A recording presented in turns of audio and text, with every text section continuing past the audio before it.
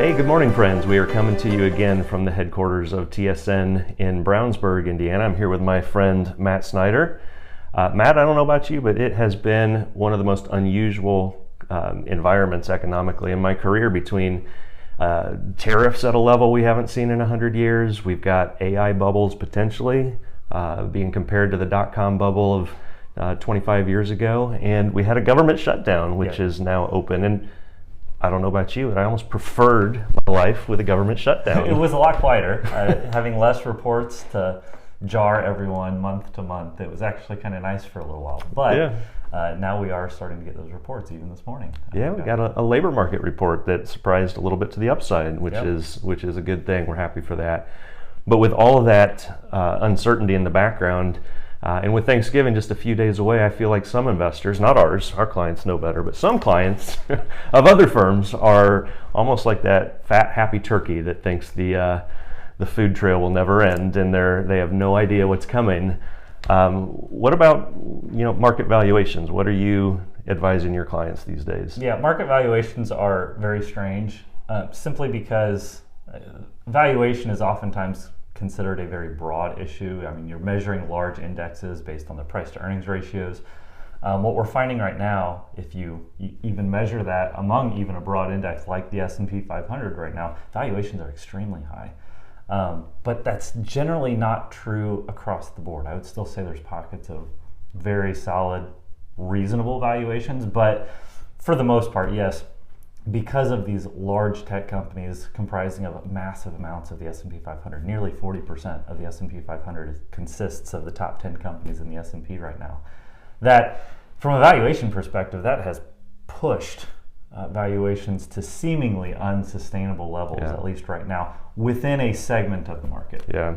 People who watch this or know me know how much I love Warren Buffett. Warren is now 95. He just retired, sent out his farewell letter, but I think it's still interesting to note that he has continued to be a net seller of stocks.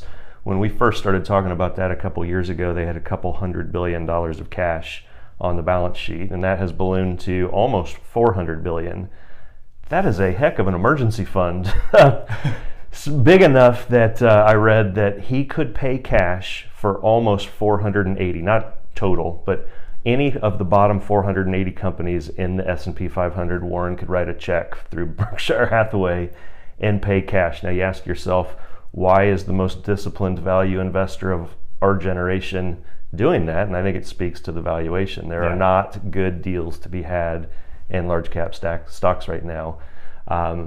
What about the Magnificent Seven? Can't that continue to pull us up forever? It's a lot of fun, isn't it? It is fun, yeah. Definitely a wild ride. It's been a lot of fun for investors who have been willing to take this track to new heights, for certain. You jump out of an airplane and it's exciting for the first part, but you better have a parachute. Absolutely. On the way down. And so valuations are a major concern. It is a big party among these Magnificent Seven companies, but they're also relying on one another pretty heavily right now in order to sustain that valuation, which to have all that concentration risk in one industry, it just begs the question of how long can it last and will it last? Could the growth continue long enough to actually keep prices from starting to pull back? Well, it's interesting. I read some things. You cited the stat that the top 10 companies alone represent about 40% of the market cap of the S&P 500. The top 7 companies represent 75% of the upside that the S&P has experienced since 2022. I mean, that's hard to wrap my mind around. And again, if you look back in time at how the Mag 7 has changed, you go back to 1985, for example, and we've got a chart on this. Some of the top companies at that time were companies like General Motors, which went through an unbelievable bailout in 2008 where shareholders were slashed 99 cents on the dollar, something like that, just to receive the funds to stay afloat. You've got Kodak, which... That's my favorite one. Yeah, I mean, I haven't put film in a camera in a really, really long time, and that was one of the Mag 10 companies of the time. Yep. You look as we progress decade by decade, and there are no companies in today's top 10 that were in the top 10 in 1985. Now, I'm not suggesting that the Mag 7 is going to go bankrupt in the next 10 years, but what I am suggesting is 20 years from now, it's probably not those same 7 companies that have continued to lift the market. I think some of this performance has been too good to be true. Another incredible stat that I read, NVIDIA is now the biggest company in the world. I think it's a market cap of, did it pass 4 trillion? Mm-hmm. $4 trillion market cap. 40% of NVIDIA's revenue comes from other Mag 7, well actually just 3 of them, Amazon, Meta, and Google. 40% of their revenue. As they have built up their AI infrastructure, NVIDIA has benefited. And then there's other companies like OpenAI that is privately owned, but privately owned by some of those companies. So there's all these circular references at play. And that's the big difference, I think, right now between the .com bubble and the AI potential bubble, is there are companies like NVIDIA that are building the infrastructure that are insanely profitable at the moment. Where a lot of those .com companies that were fueling the .com bubble had negative earnings, and we just hoped for the best, and this time was different, and everything was going to be amazing when the internet revolutionized how we do business. I think AI is here to stay. I think it's going to be revolutionary, but I think that there is a lot of fluff that's built into the system, and NVIDIA at the moment is just riding high, but will they continue to be the dominant player, and will companies continue to pay what they're paying to build up infrastructure at lightning speed? I don't know. That remains to be seen. There's some concern there. Yeah, that's essentially what I've been telling my clients, is that all of these tech companies that are investing heavily in the AI infrastructure, and they're all in the Mag 7. Yeah.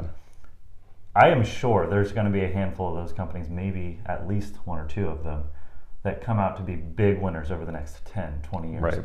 But I'm not so confident that all of them will. Right. Yeah. And so if they're all priced as winners, it just begs the question where the offset's going to be. That's why we stay diversified. Exactly. Right? Yeah. The fear of missing out plays in heavily here. But even if you're only diversified among 7 companies and 2 of them gain and 5 of them lose, that's where a portfolio could take a significant beating. So I think that's where being good stewards of your money based on solid principles, that's where working with a financial advisor comes into play, and I think we take that very seriously. Absolutely. There's other people. Warren Buffett, we already named, doesn't have the fear of missing out. Peter Thiel is one of the biggest hedge fund managers in the world who has emptied his portfolio of NVIDIA. Michael Burry, who, if you've seen the movie Big Short, he was the one that got the 2008 housing crisis wrong when he bet against subprime mortgages. He has bought puts on NVIDIA. So there's some really smart people that are paying attention, wondering, should we not be going all in on just the largest company stocks? Yeah. We have talked more and more about private equity as a opportunity where there is value to be had. I mean, right now you're paying 23 times earnings to buy the S&P 500. Private equity, you can buy in a lot cheaper than that. And one of the funds that has been on our recommended list, available only to accredited investors, has just opened itself up to non-accredited investors. So huge opportunity. Can you just talk about supply and demand dynamics and why that can be a winner? Oh yeah, absolutely. Because I mean, realistically, there's a plethora, a super majority really, of the companies in the United States that are not public. They're not available to the average investor to go on the stock exchange and to buy a share of Coca-Cola, for example. Yeah. You can't do that among private companies. But there are funds out there that have built a diversified portfolio who can go out there and integrate with these companies, buy up some shares in order to provide them some liquidity for operations, and then we as investors can participate as owners in these funds. But as you said, many of these funds have been limited to accredited investors. But one fund in particular that we're very excited about, very diversified, excellent strategy, has a good track record, is now available to non-accredited investors.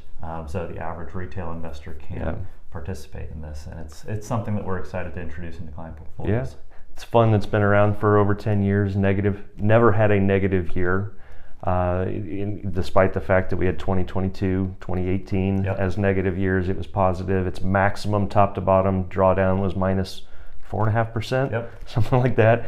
Yep. That was during the COVID market, when the S&P was down 40% in a few weeks, something like that. And it's averaged double-digit returns. Yeah. After it's deployed, after the first couple of years, it had some cash exposure there, but since it's been fully deployed, over 12 to 14% returns annually. Right. So we're always just, again, looking for value to buy in. We want to be good stewards. That comes from the Bible. It does. And we're reminded, Jesus Christ speaking in Luke chapter 16, starting in verse 10, actually says that whoever can be trusted with very little can also be trusted with much. And whoever is dishonest with very little will also be dishonest with much. So if you have not been trustworthy in handling worldly wealth, who will trust you with true riches? And if you have not been trustworthy with someone else's property, who will give you property of your own?